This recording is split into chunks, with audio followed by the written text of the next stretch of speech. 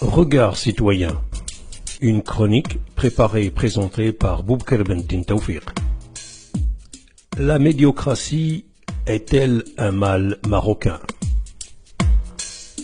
Rien ne ressemble plus à une flagellation qu'une tentative de comprendre le malaise des élites marocaines en cette fin de décennie.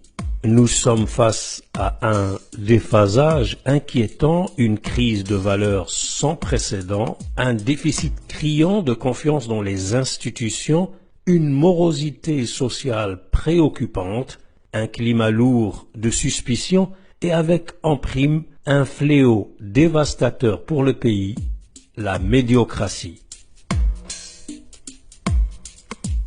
En réalité, la médiocratie semble avoir des effets néfastes dans tous les secteurs, de l'élite politique à l'élite médiatique ou diplomatique en passant par celle des affaires.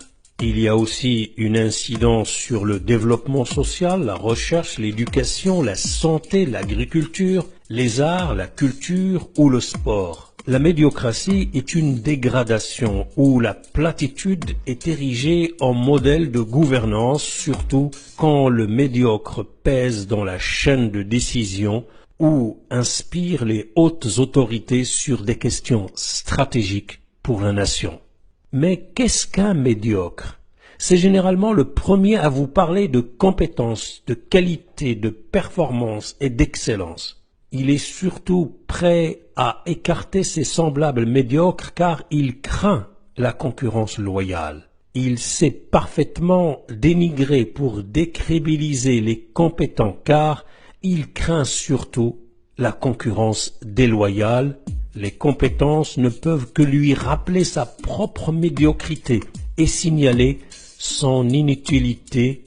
Attention, le médiocre n'est pas un incompétent accompli, c'est plutôt un professionnel de la dissimulation de ses insuffisances. C'est un moyen, très moyen même, mais parvenu, très apprécié par ses supérieurs car il assimile et exécute vite les ordres. Et même s'il n'est pas compétent, il connaît toujours des compétents à vampiriser pour se valoriser en s'attribuant les idées des autres. Il maîtrise le jeu de masques, l'adaptation et la compensation par tous les moyens et en toutes circonstances, sans état d'âme. Vous cherchez un médiocre? Il suffit de lever la tête. Ils sont là à tous les étages. Dans les ministères, les administrations, les banques, les radios, dans la presse, à la télévision, dans les stades, les gares, les hôpitaux, les cliniques, les écoles, les universités, les hôtels et beaucoup dans les partis politiques, les syndicats, les associations, les institutions, dans les think tanks, dans la diplomatie, les entreprises, dans la communication, le cinéma ou la publicité. Nous en faisons peut-être partie, vous et moi.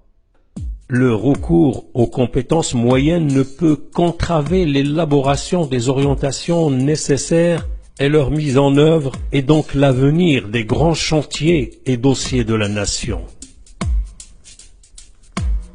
Seule alternative peut être aux effets de la médiocratie une dose de méritocratie, car la conjoncture actuelle suppose incessamment l'émergence d'une élite connectée et l'ouverture des pôles d'action aux compétences réelles en mesure de redynamiser la production des idées neuves afin de sortir du malaise de nos élites déconnectées et du marasme général que vit le pays depuis le mouvement 20 février.